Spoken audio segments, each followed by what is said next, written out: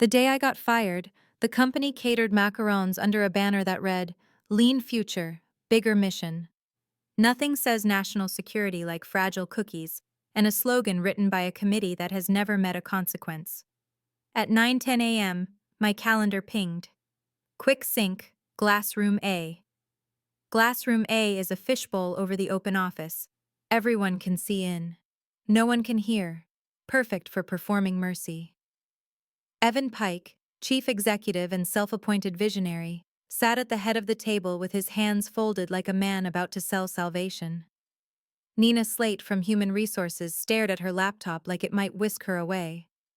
Two board members hovered on a wall screen, faces set to concerned investor. Evan smiled at me. Smooth, rehearsed, hollow. "Mara," he said, "your position is no longer essential. No longer essential. Like a parachute. Like you can delete it and still land." I set my badge on the table and slid the folder back toward him unopened. Thin folder, standard severance, standard hush. Nina cleared her throat. "We are restructuring for agility. We have identified redundancy and oversight." Redundancy. Cute. Compliance is not redundancy. It is gravity. I kept my voice calm. "Are you terminating me as Facility Security Officer of Record?" Evan blinked. "We have a replacement. You will be escorted out today." One board member chimed in. "Just make sure there is continuity, no interruptions with Cardinal." Project Cardinal. Classified high side. No valid FSO, no contracts, no business. A chain that does not care about ego. "Continuity requires formal designation," I said. "Transfer, verification, a cleared successor." Evan leaned back, smug. "Tyler is handling it." Tyler, the new regulatory operations director, hired because his podcast had followers. Tyler once called a DD form 254 a permissions vibe sheet. Nina pushed a pen toward me. "Please sign the exit documents." I did not sign. I smiled. Not sweet, not angry, precise. "I will follow protocol," I said. "My duties end today at 9:18 a.m. I will notify the required agencies. You will receive confirmation." Evan's smile twitched. "Legal will handle external communication." "Legal can handle adjectives," I said. "Federal offices handle facts." Security walked me out like I might steal paperclips. In the lobby, the internet reception could not meet my eyes. In the elevator, my badge stopped working before I hit the ground floor. They were fast, very brave behind a keypad. In my car, I opened my personal laptop and wrote one email. Subject: termination of FSO coverage, effective immediately. I attached the form they ignored, entered the timestamp, and copied 2 addresses that never sleep. Then I hit send. 2 minutes later, the reply arrived in gray text. Update received. Facility clearance review initiated. That was the moment I understood they had not fired an employee. They had fired the signature. I drove home slow, not because I was sad, but because I was listening. Traffic, radio chatter, my own breathing. A decade of quiet work teaches you to respect silence, because silence is where systems decide whether to keep you safe or let you fall. In their rush to look bold, they had chosen fall. By noon, the office began to learn a lesson it had spent years avoiding. Federal rules do not care about charisma. The first symptom was small. A message to our government liaison bounced back with, "Recipient unverified." Tyler shrugged and told the contracts team it was probably an email thing, which is what people say when their entire skill set is smiling through problems. At 12:47, procurement froze. A vendor that usually shipped secure hardware overnight sent a polite note. Shipments paused pending status verification. Polite, yes. Final, also yes. Tyler called an alignment huddle by the espresso machine. He stood under the macaron banner like a motivational poster that learned to speak. "Team," he said, We are embracing a lean compliance culture. Lean compliance is like dry water. Someone asked, "Do you have clearance?" Tyler laughed. "Clearance is a process. We are future focused." Future focused. The sentence people use when they have no present qualifications. At 2:06 p.m., legal sent a memo. Subject: External communication protocols. Do not contact former employees regarding security roles. Route all inquiries through legal. They did not write my name, but everyone could taste it. At 3:18, the contracting portal flagged our facility status. Not revoked yet. Just a yellow warning that read, "Re-evaluation in progress." That warning is the polite knock before the door comes off. I heard about it from one text. "Mara, are you okay? Something is weird. Vendors are freezing." Tyler keeps saying synergy. It was from Lila, a contracts manager who survived by translating nonsense into process. I did not answer. Not out of spite, out of survival. When review starts, every word becomes a document. That evening I went to a coffee shop near Crystal City, the kind of place where the cappuccino tastes like regret and everyone wears lanyards with nothing printed on them. A man in a plain suit joined me without asking. Mid-50s, no badge flash, no small talk. He placed a manila envelope on the table. "Do they understand what they did?" he asked. "They think they cut a line item," I said. "They cut the live wire." We spoke in careful half-sentences. He never said the company name. I never said mine. He asked one question that mattered. "Are you planning to intervene?" "I followed protocol," I said. "I filed the termination update. I did not sabotage anything." "That is not what I asked," he said. "I am not intervening," I answered. "I am letting rules do their job." He slid the envelope toward me. Inside were copies of my filings, time-stamped and validated. Proof, in case anyone tried to paint me as the villain. Before he left, he gave me one last line, flat as concrete. "When the government stops talking, that is the talking." I checked my phone. 7 missed calls from the company, 1 from Evan, 2 from Nina, 4 from an unknown number that screamed outside council. I put the phone face down and finished my coffee. Inside their glass room, the show was about to start. Thursday arrived with the kind of quiet that makes copier jams sound like gunshots. 2 federal agents walked into reception at 8:22 a.m. No theatrics, just plain suits and the posture of people who do not need to argue. The intern paged legal with hands that shook. In the corner office, blinds dropped. Meetings vanished from calendars. A dozen employees suddenly remembered they had dentist appointments. Lila texted me from the stairwell. "They are here." Evan looks like he swallowed a stapler. I let the message sit.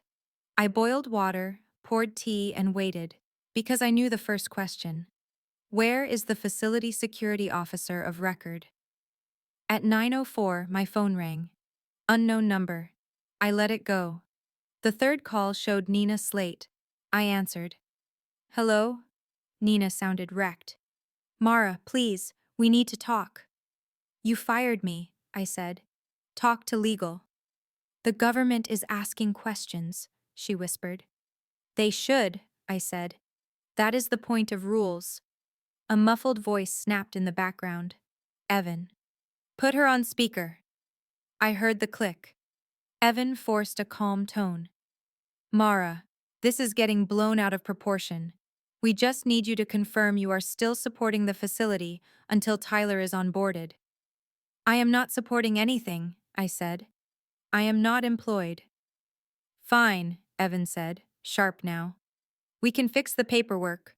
We still have your forms. We have your signature on file." There it was. The sentence that turns a corporate mess into a criminal one. "Say that again," I said. Evan sighed. "We have your signature. We can use it." I glanced at my screen. The call recording icon was lit. I had started it the moment Nina called. Habit. Self-defense. "Evan," I said, "what you just described is fraud." Silence. You are being dramatic, he snapped. It is a placeholder. Placeholders do not belong on federal submissions, I said. And you just admitted intent. Nina whispered. Evan, stop. He doubled down, because arrogance is his only fuel. We already announced Tyler as your replacement, Evan said, and we hired a compliance face to reassure clients. A face, I repeated. Yes, he said, proud. A public figure.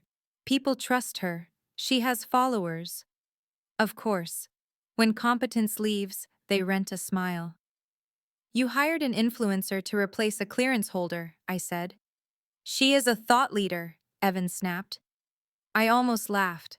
In my world, thoughts do not sign clearance documents. Clearances do. I have that recorded, I said. The signature comment, the influencer comment, all of it. The line went dead. 5 minutes later, an email arrived from outside counsel with a subject line that tried to sound polite and failed. I forwarded the recording to my archive and replied with one sentence. All future communication in writing. Then I waited. Because now it was not only about losing contracts. Now it was about them trying to cheat the rules. And I had their voices on tape. Friday morning, the board finally did what boards do best when money starts bleeding. They discovered urgency. An email hit my inbox at 7:31 a.m. from the board chair, Alma read. The subject was a masterpiece of understatement. Request for brief call. I agreed to a video call at 9 o'clock. 5 faces appeared in rectangles, all in expensive rooms with cheap panic. Alma spoke first. Mara, we understand there has been a disruption in our clearance coverage. Disruption is a cute word for, we cut the only rope. I kept my voice even. There is no disruption. There is an absence. You terminated the named officer and failed to designate a successor. A board member with a golf tan leaned forward. We were told Tyler has it under control. Tyler has a podcast, I said. That is not the same thing. Alma nodded once. Legal mentioned you may have concerns about transition. I have concerns about a recorded admission of fraud, I said. Silence. Evan Pike appeared on the call, uninvited, like a pop-up ad in a secure system. He wore a suit and the expression of a man who thinks confidence is a credential. This is unnecessary, he said. We can resolve this internally. Alma cut him off. Evan, you will not speak until you are asked. I shared my screen and played the clip. Evan, we have your signature, we can use it. Then the rest. Evan, we hired a compliance face. People trust her. She has followers. When it ended, no one moved. The golf tan member swallowed. You are saying he intended to submit federal documents with your signature after terminating you. Yes, I said. Evan tried to smile. That was taken out of context. Context does not change fraud, I said. It changes excuses.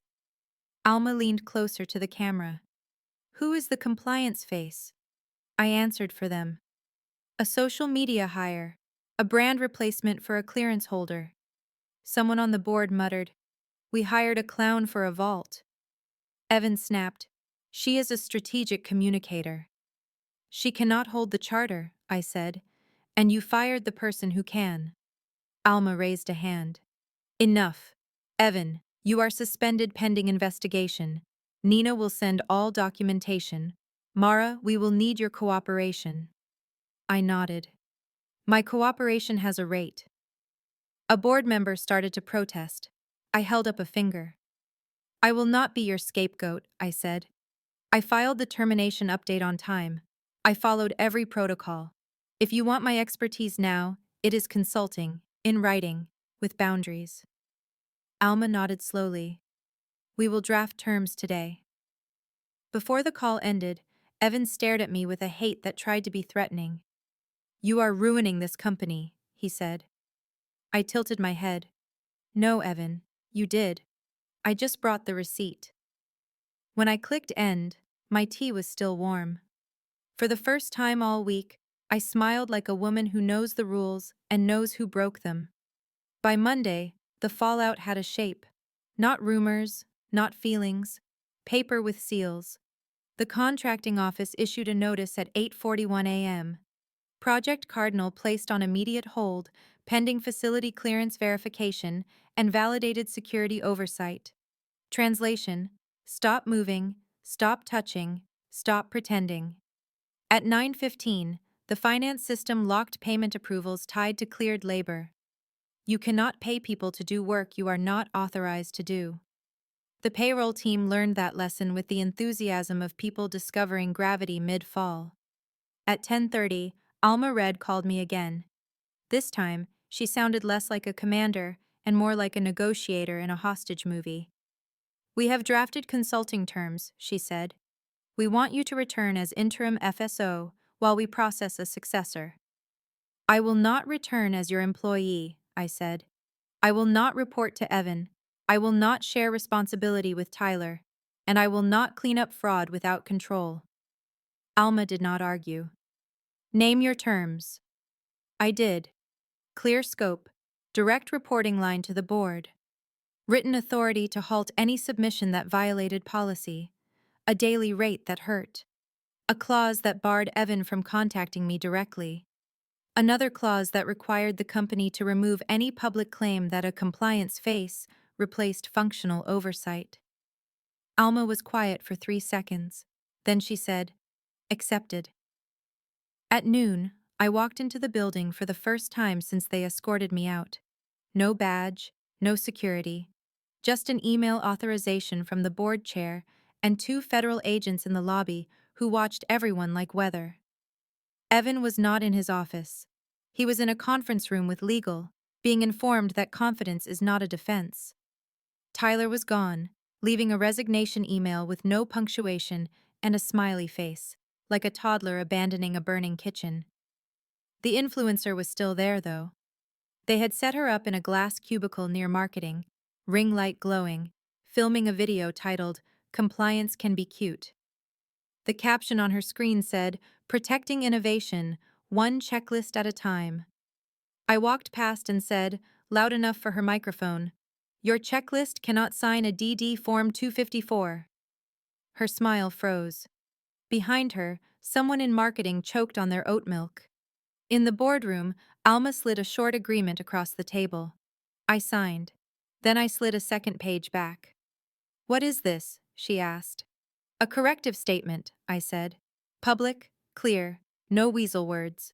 She read it, then nodded. "Done." With my authority restored, I took one action. I notified the contracting office that interim oversight had been re-established under board direction and that prior submissions made without valid designation were being withdrawn for review. I did not cover for them. I did not decorate the truth. I corrected the record. That afternoon, Evan resigned. The press release called it a leadership transition. The staff called it gravity. I did not celebrate. I went home, fed my cat, and opened a secure portal for cleared consultants. My clearance status still read active. My value was still real. A competitor sent an offer within hours. Better pay, better governance, no ring lights. I clicked accept. Because revenge is not yelling. Revenge is watching the arrogant discover that rules do not bend, and that the quiet woman in sensible shoes was the only thing keeping their empire from collapsing. They said I was no longer essential. Now they have a case file to remember me by.